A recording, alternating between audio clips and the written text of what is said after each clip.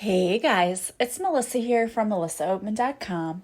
Welcome to Awaken Your Inner Awesomeness, a daily podcast devoted to spirituality and self-help. If you're new, I want to welcome you. If you're returning, welcome back. So today I wanted to talk to you guys about changing your attitude. I got this message loud and clear from the divine when I was channeling. I was doing some prayer and meditation and asking, what do people really need to hear about? And what I heard loud and clear was, you need to talk about your journey so far and how attitude is everything and how you are understanding how your attitude really shapes your reality. So I know that you all know that my mom is battling cancer. And the good news is the tumor on her pancreas hasn't grown and it has not spread anywhere, and it's all in the same area. And so their plan of attack is to give her, they're doing a combination of chemo and immunotherapy. So the chemo dose that they're giving her doesn't have to be as strong, which is a good thing. And then if that shrinks the tumor, then they will surgically remove it and she should be fine after that. Okay, so you and I hear that and we think, that's amazing, right? What a blessing. Oh my gosh, God has her. This is awesome. Like, what a blessing that she's going to be healed. That's what I heard. That's what my family heard. Okay, my mom went into the doctor. We heard the same thing, right? The doctor told everyone the same message. That is not at all what my mom heard. In her mind, she heard, go get your affairs in order, like plan your funeral, all of this stuff. And I know you may be sitting there thinking, what? And that's how we all reacted. Like, what? Did you hear the same thing? And here's the deal. When you go to the doctors, they have to give you all of the statistics and they have to give you all this information. And it can be overwhelming. So I totally understand that she was overwhelmed. And the doctor didn't say, yes, 100%, we're going to cure this and you're going to be great. Because they can't say that. We're so happy as a society that they have to tell you that there's a possibility that this won't work, it won't shrink it. But we also know that if you're a fighter and if you have faith and all of those things, that goes a long way. But again, he was saying we have good results with this, but he couldn't 100% say, yes, it'll cure it or it'll get rid of it, it'll shrink it, because they just can't say that. They have to give you the worst case scenario, right? I mean, we all know that. But again, we all heard, oh my gosh, there's a good chance this is going to shrink it. And even if this didn't work to shrink it, they've got a backup plan that they're going to do something else, so there's a plan. That's what we heard. What my mom heard was, this doesn't look good. I don't have a good feeling about this. This is bad. She heard totally the wrong things. And for an entire day and a half, probably, she had this attitude of like doomsday, this is the end.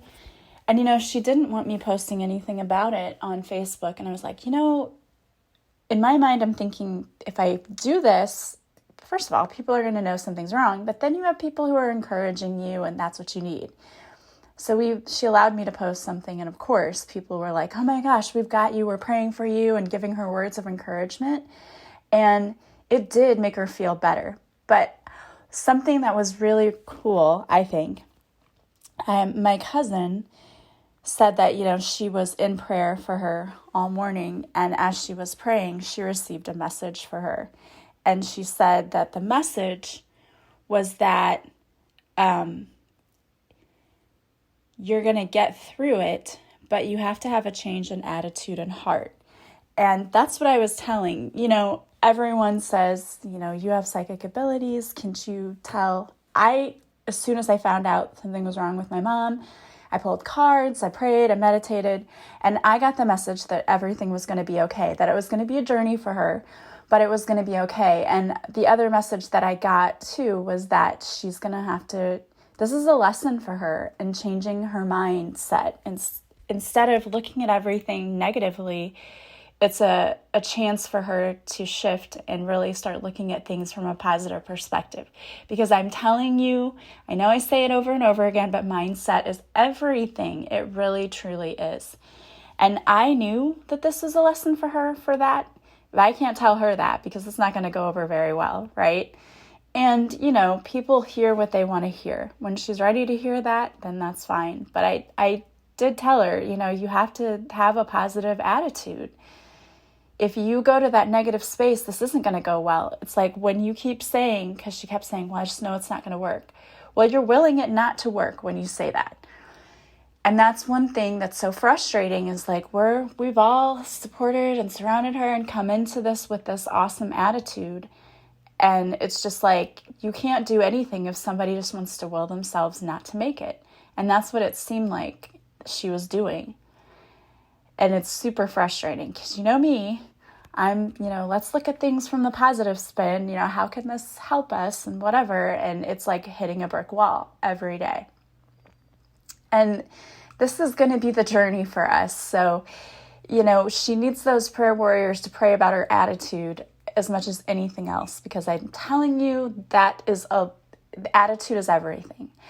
And, it took her a day and she finally realized, okay, okay, I get it. Yes, okay, it's going to be okay. When he said this, he was just saying this, when he was preparing me for this, and we were trying to, reason with her. Yes, they can't tell you that they're going to 100% cure you because they don't know how your body's going to react to this treatment, but they've seen great success with it. And that's, they have to give you the good and the bad and the ugly. And it's, just know that doesn't mean that the bad is going to happen. They just have to warn you about it.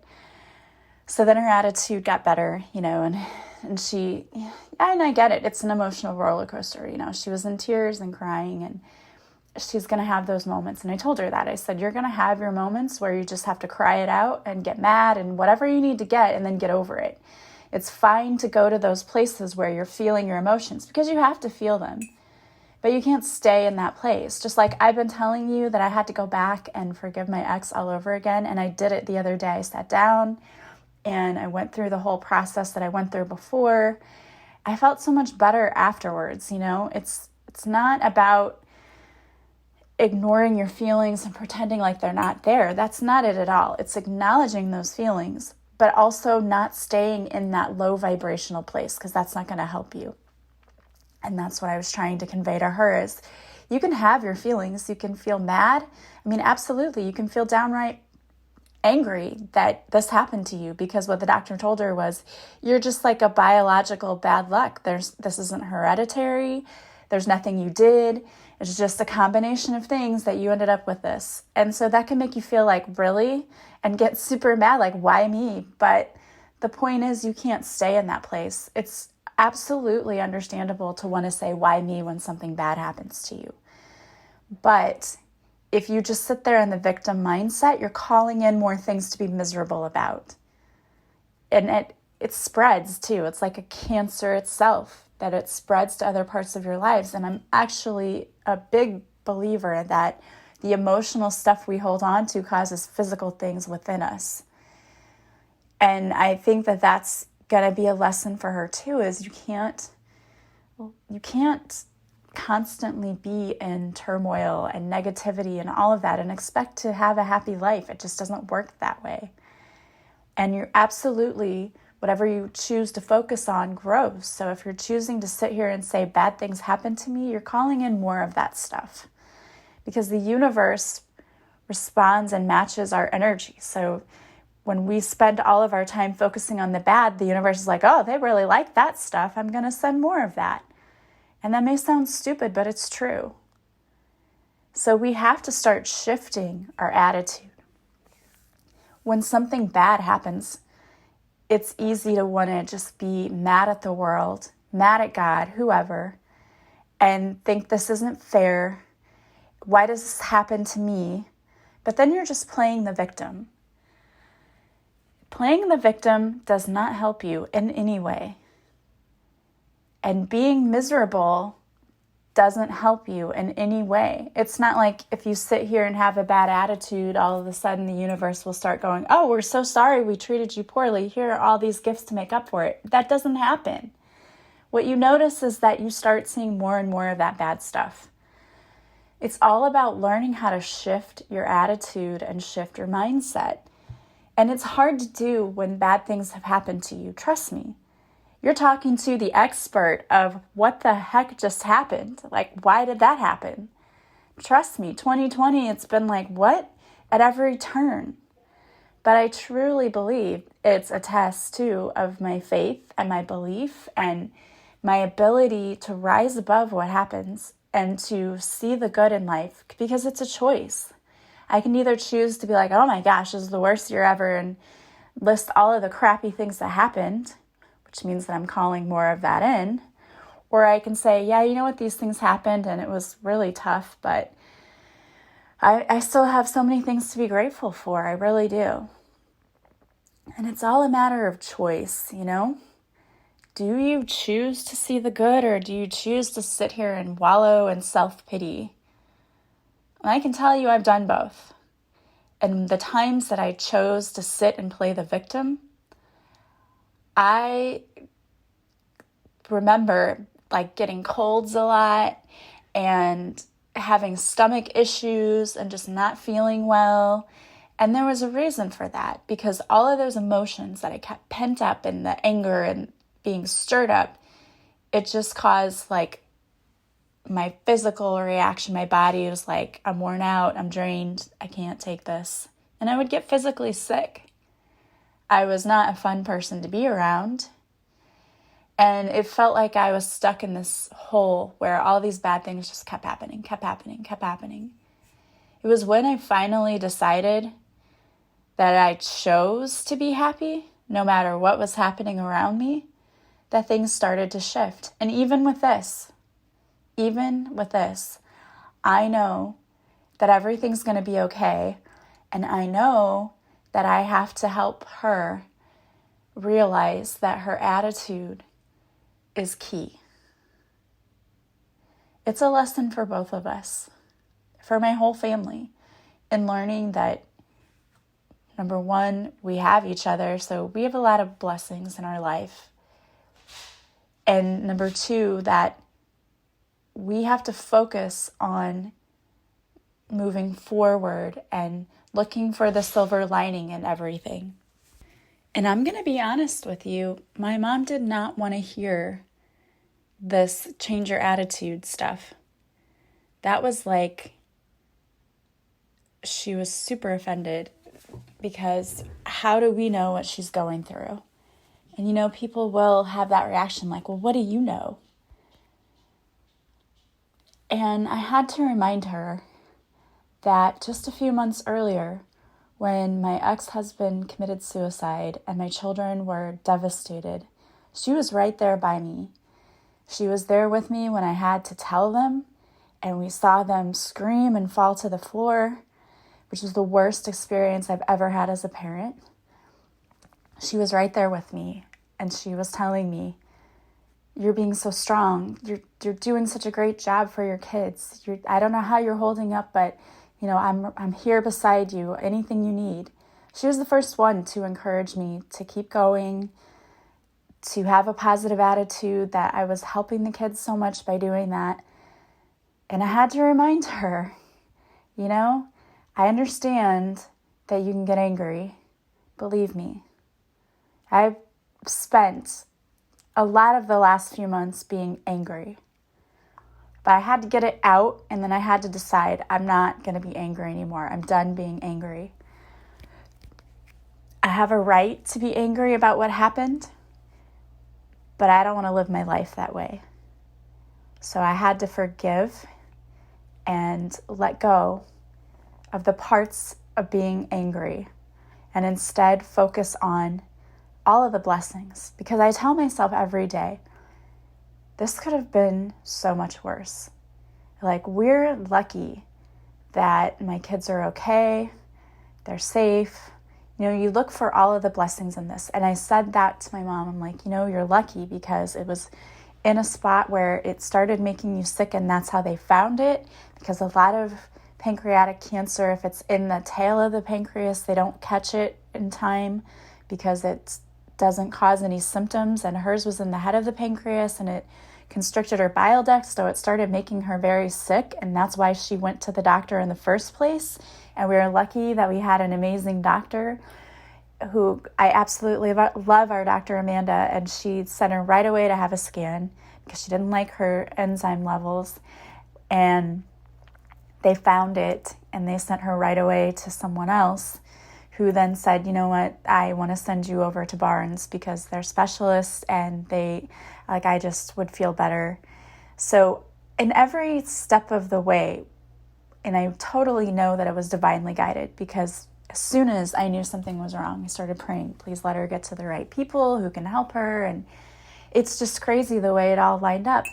People that we talked to after doing some research, after finding out there was a spot on the pancreas, they're like, oh yeah, no, I had this, and we went to this doctor, and she ended up going to the same doctors. And I mean, it just feels like it's all been divinely guided, that she's getting the best care she can. And the fact that it's not getting bigger, it hasn't spread, these are all good things. So it could be easy to focus on, yeah, it's pancreatic cancer, because that's what my mom heard. She heard pancreatic cancer and thought death sentence, because a long time ago, that's what it used to mean.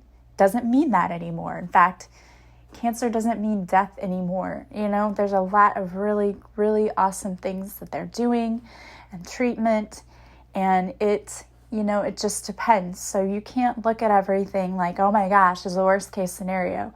We've heard stories where there are people who've had stage 4 cancer and they still beat it. You just have to have a positive attitude, and you have to have that throughout your life, no matter what. You might not be dealing with cancer. Maybe you're just dealing with an illness. Maybe you're dealing with a bad relationship or a job you don't like. Focus on the positive aspects of the situation, as hard as it might be. Because if you want to manifest a better relationship, a better job, health and wellness, you have to focus on the positive. And you have to be able to envision yourself getting that new job, being healthy. And that's the first thing that you learn about when you learn about manifesting. They're like, envision yourself the way that you want your life to look like. And that is a big part of it, is being able to see yourself the way that you want your life to look. I envisioned my office that I wanted to have here and how I wanted it to look, and was able to make that happen. I am envisioning my mom walking out of the hospital being completely cancer-free and healthy. And when I wanted a new job, I envisioned being somewhere else and being excited about this job. And then it came along. There is something to envisioning the life you want, feeling how it would feel to have that. And that's hard if you're battling with illness. I get it, because it's difficult to feel good when you're just feeling sick all the time. But it's so important for you, because that is part of that whole manifesting process, is having faith. That's what I told my mom. How much faith are you expected to have? What does it say in the Bible? And, we talk about having faith the size of a mustard seed, which is tiny. Just even having that much faith that your health is going to be restored, that you are being taken care of. We have to continue to have that faith in our lives, that the things that we want to see happen are happening, even when we're not seeing it in the 3D. Because like I told her, part of her problem is, and I get it, she wants her health restored by snapping her fingers, right? She wanted to be able to go to the doctor one time and for them to fix it. And it's not going to be that easy.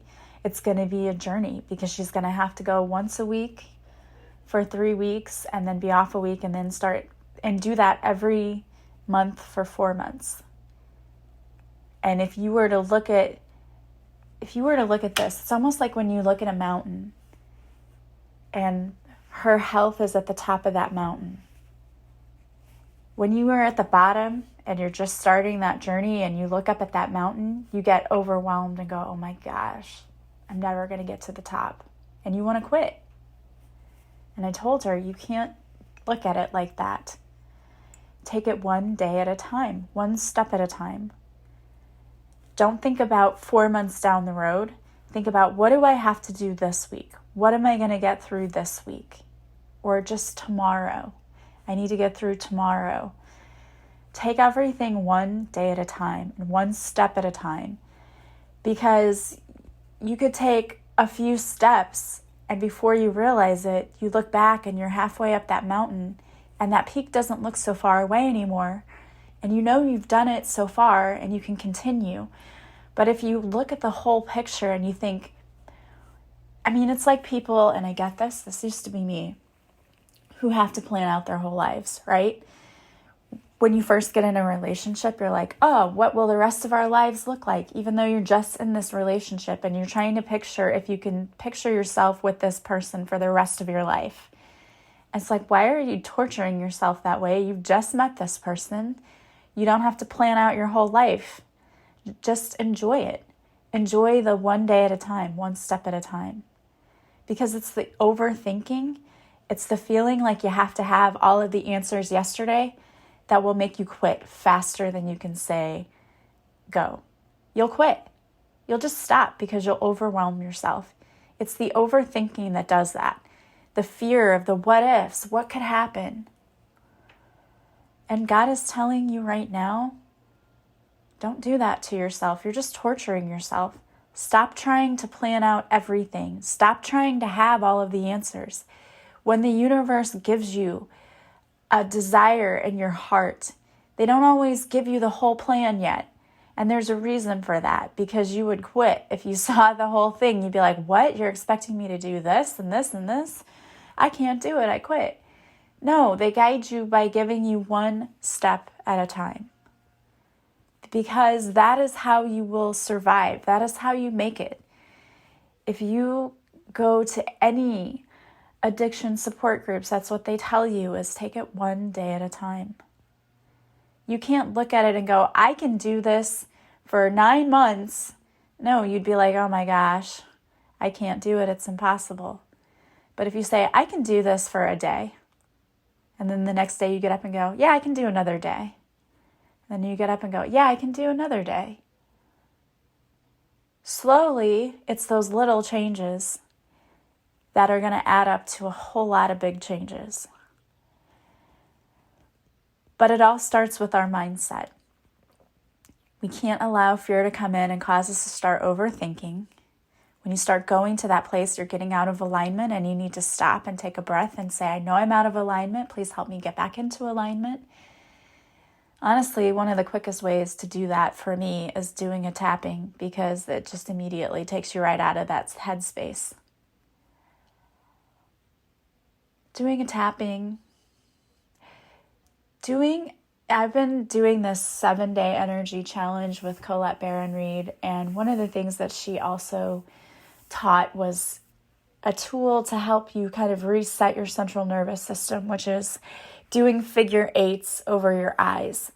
So by taking 1 or 2 fingers and tracing around your eyes and over your nose in like a figure eight fashion, and doing that until you start yawning, that helps to reset your central nervous system. So if you're starting to feel that overthinking and the fear-based thoughts, doing that until you start to feel better. Another thing she taught was kind of like hugging yourself. You cross your arms over your chest and hold on to your arms at the tops of your shoulders, and then run your hands up and down like you're hugging yourself. And again, doing that until you start to yawn. And then when you do the EFT tapping, you may realize you start to yawn too. And what you're doing is you're kind of releasing those emotions that you've been keeping locked up inside of you. And it resets that central nervous system. So doing all of those things is so important. But the really important thing is knowing that even if you've had a negative mindset and you've been thinking poorly about a lot of things, it could be your finances, it could be finding love, anything, you can reset that. You can reset that instantly. this is what I love about life. You can choose to be different at any point in your life. You can say, okay, I'm not going to do that way again. That didn't work for me, so I'm going to try a different way. And the biggest part of that is being mindful of your thoughts, minding your mind. And when a negative thought comes in, immediately say rewind, delete, and change that thought. And I would say come up with 5 positive thoughts to replace that one negative, because it's going to take that to start retraining your brain. That we don't focus on the negative, that doesn't work for us. We focus on the positive. Stop and name 5 things you're grateful for. Or just stop and focus on one thing you're truly, truly grateful for and really feel in your heart the gratitude that you feel for having it. It's a great way to change your mindset instantly. Stop and think of a beautiful memory, something you loved. It's a great way to stop that spiral of woe is me, I can't believe this is happening to me again. I've had people say to me, like, I don't know how you've done it. I don't know how you keep going on after all the things that happen. I'm not going to lie to you and say it hasn't been rough. Of course it has. But do I choose to focus on, my gosh, God is picking on me? Look at all the things he's allowing to happen to me. No. You sound like a petulant child when you do that. Or at least I know I do. I would sound like a little child throwing a temper tantrum. I understand that the things happen to help us learn and grow and to help shape us and shift us. And even though we might not understand it while we're here on this earth, we may not understand why we signed up to go through all the life lessons we did, I still know that it's teaching me something. So I choose to take the lesson and to leave the pain behind and to help it make me a better person, not a bitter person, but a better person. And if we choose to do that and choose to focus on the blessings in our life and all the things we have to be grateful for, you're going to start seeing your life shift in so many amazing and beautiful ways. I promise you. I know that because I have also experienced that. I've experienced the lows, but I've also experienced the highs. When I decide that I'm not going to allow it to define who I am, and I'm going to use it to make me a better person, and I'm going to choose to focus on all the wonderful things I have in life, I see all of the wonderful things multiply. You don't have to take my word for it. You can try it yourself. And just do the things I told you to do. When you start to see the negative things popping up, change your mindset. So immediately stop that negative thinking before it gets into that cycle and downward spiral and it's hard to get out of it. Stop it immediately and then do something different. Retrain your brain. You can do it. All right, guys. Well, I wanted to pull a card for you today. And the card that I pulled today is from the Spirit Animal Oracle cards by Colette Baron-Reid. And the card is Mouse Spirit. And it came out in the reverse. And the reverse meaning is tend to the small things. Are you too caught up in details, micromanaging others, and stressing out because you want everything to be perfect? Are you procrastinating because you want every detail to be just right and are losing track of time and your priorities? Mouse Spirit wants you to listen to your intuition that tells you that the detail you fear you are overlooking will only appear when you stop obsessing. Mouse Spirit will lead you to the nuances you need to notice and will diligently work to support you if you take a breath and trust that guidance will be provided. Small gestures carry great power right now, and maybe you need to take action toward discovering what is going on that you may not be seeing, or toward mending a relationship or a situation. Ask a question, do a little research, and listen for Mouse Spirit's quiet little squeak telling you, look here and attend to this detail. All right, guys. Well, that's a beautiful message. I want to thank you guys for being here with me and for always supporting me, and also for showering my mom with love and prayers, because so many of you have reached out and it means so much to me. You do not even know. I appreciate that so much. I hope that you guys are seeing beautiful blessings in your life. Don't forget to follow me on social media. I go live Mondays on Facebook at 6:30 Central, where I do a free card reading. If you show up for the live, I will pull a card especially for you. Also, don't forget to subscribe to this podcast, like it, and leave me some reviews, some stars on iTunes. That helps others find me. I so appreciate it. Also, if you haven't purchased my book yet, Beautifully Broken, The Spiritual Woman's Guide to Thriving, Not Simply Surviving a Divorce or Breakup, it's still available on Amazon, Barnes & Noble, and Goodreads. The audiobook is available on my website. Just go to melissaoatman.com, go to the offerings page, and there you will see the audiobook. I want to thank you so much for being here with me. I am sending you guys so much love and light. Also, if you read my book and you liked it, please leave me a review from wherever you purchased it. That also helps me.